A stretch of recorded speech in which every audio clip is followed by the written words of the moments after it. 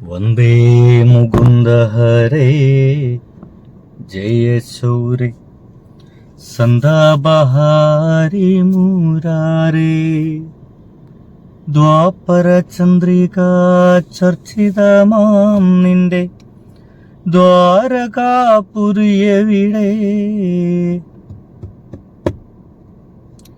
ക്രൂരനിഷാദ ശരം കൊണ്ടു നീറും നെഞ്ചിലെന്നാത്മപ്രണാമം. നിങ്ങൾ ഈ പാട്ട് കേട്ടിട്ടുണ്ടാവും. സുഹൃത്തെ, ഞാൻ പറഞ്ഞു വയ്ക്കുന്നത്, ഞരളത്ത് ഹരിഗോവിന്ദൻ എന്ന് പറയുന്നൊരു മനുഷ്യനുണ്ട്. ഞരളത്ത് രാമപൊതുവാളിന്റെ മകൻ. അദ്ദേഹം തുടക്ക കാലഘട്ടത്തിൽ LDFനൊപ്പമായിരുന്നു. പിന്നീട് കുറെ കാലത്തിനു ശേഷം അദ്ദേഹം ആദ്യമായിട്ട് ഒരു പൊതുവേദിയിൽ പാടുന്നത് DYFക്ക് വേണ്ടിയിട്ടാണ്. മലപ്പുറത്താണ് അദ്ദേഹം അത് അങ്ങനെ പാടിയത്. പിന്നീട് പോകെ പോകെ ഇദ്ദേഹത്തിന്റെ ആശയങ്ങളൊക്കെ മാറിപ്പോകുന്ന അദ്ദേഹം BJPയിലേക്ക് മെല്ലെ ചേക്കേറുന്നു. BJPയിൽ ഏറെക്കാലം അദ്ദേഹം പ്രവർത്തിക്കുന്നു. ഇപ്പോഴെത്ര നമ്മുടെ വീട്ടിലേക്കൊക്കെ ഒരു വാർത്ത വരുന്നു, നമ്മുടെ മുമ്പിലേക്ക് വാർത്ത വരുന്നു. ഞരളത്ത് ഹരിഗോവിന്ദൻ ഇതാ മുസ്ലിം ലീഗിൽ അംഗത്വം എടുത്തിരിക്കുന്നു. സത്യം പറഞ്ഞു കഴിഞ്ഞാൽ അത് ഭയങ്കര ഞെട്ടലുണ്ടാക്കി. എന്ത് പറ്റി? എന്തപ്പോ BJP നിന്നിട്ട് പോരാൻ? BJP ആണ് നല്ലത്, BJP മാത്രമാണ് നല്ലത്, BJP ആണ് ഹിന്ദുക്കളെ സംരക്ഷിക്കുന്നൊക്കെ പല വിധത്തിലൊക്കെ വർത്തമാനം പറഞ്ഞിരുന്നു. ഞാൻ തൊട്ടുമുമ്പ് പറഞ്ഞ പാടിയ പാട്ടില്ലേ, ആ പാട്ടൊക്കെ ഇദ്ദേഹം അതിഗംഭീരമായിട്ട് പാടും കേട്ടോ. ഒരു തരത്തിൽ പറഞ്ഞു കഴിഞ്ഞാൽ ദേവാസുരം എന്ന് പറയുന്ന സിനിമയില് ഒടുവിൽ ഉണ്ണികൃഷ്ണൻ ചേട്ടനാണ് ഈ പാട്ടുമായിട്ട് നമ്മുടെ മുമ്പിലേക്ക് വരുന്നത്. ആ ഒടുവിൽ ഉണ്ണികൃഷ്ണൻ ചേട്ടൻ വേണമെങ്കിൽ പറയാം ഇദ്ദേഹത്തിന്റെ അച്ഛനെയാണ് അവിടെ അനുകരിച്ച് അഭിനയിക്കാൻ ശ്രമിച്ചിട്ടുള്ളത് എന്ന് വേണമെങ്കിൽ പറയാം. ഇദ്ദേഹത്തിന്റെ പിതാവിനെയാണ്. എന്തായാലും ഞരളത്ത് ഹരിഗോവിന്ദൻ ഇപ്പോ എല്ലാം മാറിയിട്ട് നമ്മുടെ ലീഗിനൊപ്പം ചേരാൻ തിരികെ. അതിന് ഞരളത്ത് പറയുന്ന ഒരു മറുപടി ഇങ്ങനെയാണ് കേട്ടോ. സംഗതി ഇത്രയാണ്: സംഘപരിവാറിന് കലയും സാഹിത്യവും മനസ്സിലാക്കില്ല. സമൂഹത്തിൽ വരാനിരിക്കുന്ന വലിയ ദുരന്തത്തെ ഞാൻ മുൻകൂട്ടി കാണുന്നു. ഞരളത്ത് ഹരിഗോവിന്ദൻ റിപ്പോർട്ടറിനോട് പറഞ്ഞ വാക്കുകളാണ്. ഒന്ന് കേട്ടോക്കാം. പ്രശസ്ത സോപാന സംഗീത കലാകാരൻ ഞരളത്ത് ഹരിഗോവിന്ദൻ മുസ്ലിം ലീഗിൽ ചേർന്നു. പാണക്കാടെത്തിയാണ് അംഗത്വം സ്വീകരിച്ചത്. വെള്ളാപ്പള്ളിയെ പോലെയുള്ളവർ വേണ്ടാത്തത് പറയുമ്പോൾ അതിനെ പ്രതിരോധിക്കുന്നതിന് പകരം അവരെ കൂടെ കൊണ്ടു നടക്കുന്നുവെന്ന് ഹരിഗോവിന്ദൻ പ്രതികരിച്ചു. അത് നമ്മുടെ ഏകദേശം LDFനിട്ടുള്ള ഒരു കൊട്ടാണ് അല്ലയോ? ഇദ്ദേഹം ഒരേ സമയം നമ്മുടെ ലീഗിനൊപ്പം നിൽക്കുക, മതേതര സ്വഭാവമുള്ള ലീഗിനൊപ്പം നിൽക്കുക എന്നതിന്റെ അപ്പുറം LDFനിട്ടൊരു കൊട്ടുകൂടി കൊട്ടിയിട്ടാണ് ഇദ്ദേഹം മുന്നോട്ട് പോകുന്നത്. കേട്ടോക്കാം. ലീഗിലേക്ക് എത്തിയിരിക്കുകയാണ്. എന്തൊക്കെയാണ് പ്രതീക്ഷകൾ? ഞാൻ സ്വയം എടുത്ത തീരുമാനമാണ്. കാരണം ഈ കേരളത്തിലെ അടുത്ത കാലത്തായിട്ട് വല്ലാത്ത രീതിയിൽ ഒരു ധ്രുവീകരണത്തിനുള്ള ഒരു സാധ്യത ഞാൻ കാണുന്നുണ്ട്. ഒരു കലാകാരന്റെ പ്രധാനപ്പെട്ട ധർമ്മം എന്ന് പറയുന്നത് വരാനിരിക്കുന്ന സാമൂഹ്യ ദുരന്തത്തെ മുൻകൂട്ടി കണ്ട് ഒരു സമൂഹത്തിന് അത് വിജിലന്റ് ആവണമെന്ന് നിർദ്ദേശം കൊടുക്കലാണ് ഒരു കലാകാരന്റെ പ്രധാനപ്പെട്ട ധർമ്മം. അതല്ലാതെ കുറെ പാട്ടുപാട് പൈസ ഉണ്ടാക്കുക, പ്രസിദ്ധി നേടുക, അതല്ല. അതിൽ കവിഞ്ഞൊരു ധർമ്മമുണ്ട്. ഒരു സമൂഹത്തിൽ ഞാൻ വരാൻ പോകുന്ന ഒരു ദുരന്തത്തെ എനിക്ക് മുൻകൂട്ടി കാണാൻ പറ്റുന്നുണ്ട്. വെള്ളാപ്പള്ളി പോലുള്ള ആളുകൾ എനിക്ക് മനസ്സിലാവാത്തത്, ഈ ദുരന്തത്തെ മുൻകൂട്ടി കാണാൻ കഴിഞ്ഞിരുന്ന ഈ ചങ്ങാതി എന്തുകൊണ്ടാണ് ആ RSSനൊപ്പം ചേർന്നതെന്നാണ്.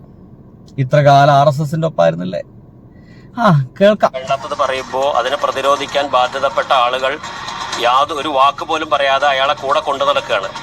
എന്നെ സംബന്ധിച്ച് അത്തരത്തിലുള്ള ഞാനും കുറച്ചു കാലം വഴിതെറ്റി നടന്നിട്ടുണ്ട്. അത് അങ്ങനെ തെറ്റിദ്ധരിപ്പിക്കാൻ കഴിയുന്ന തരത്തിൽ ഇവിടുത്തെ സംഘപരിവാർ അല്ലെങ്കിൽ ഇടത് മനോഭാവക്കാർക്കൊക്കെ സാധിക്കുന്നുണ്ട്. അത് രണ്ടും ഒരേ തൂവൽ പക്ഷികളായി മാറുന്ന സന്ദർഭത്തിൽ എന്നെ സംബന്ധിച്ച് ഞാൻ അനുഭവിച്ചതും, എൻ്റെ അമ്മ വർഷങ്ങളായിട്ട് വോട്ട് ചെയ്യുന്നത് കോണിക്കാണ്. എൻ്റെ അമ്മ ഇപ്പം ഇല്ല, അമ്മയുടെ 1ാം ചരമവാർഷികം വരെയാണ്.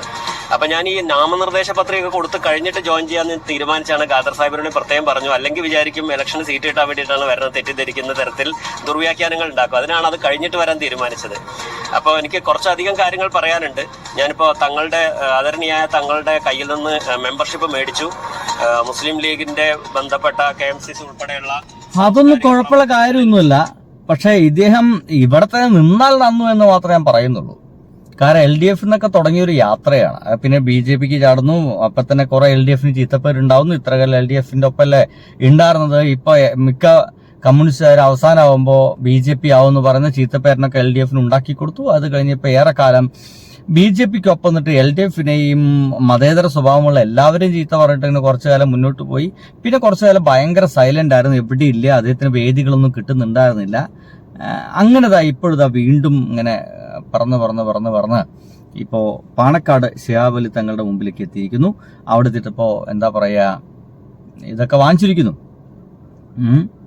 ക്രൂരനിഷാദശരം കൊണ്ടു നീറുമിൻ നെഞ്ചിലെന്നാത്മപ്രണാമം.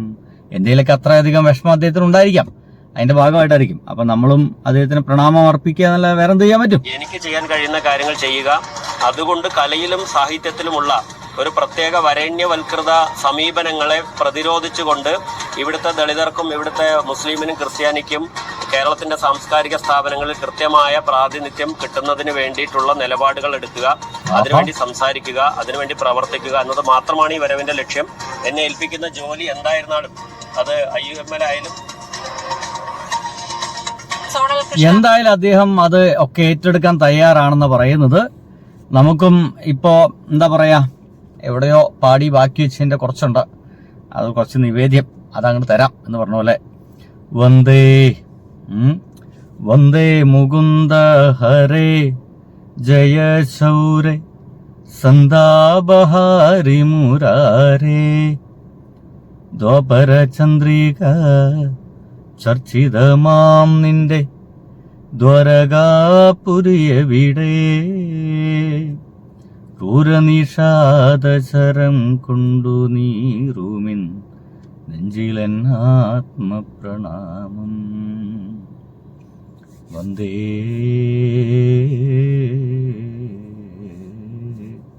ബൈ.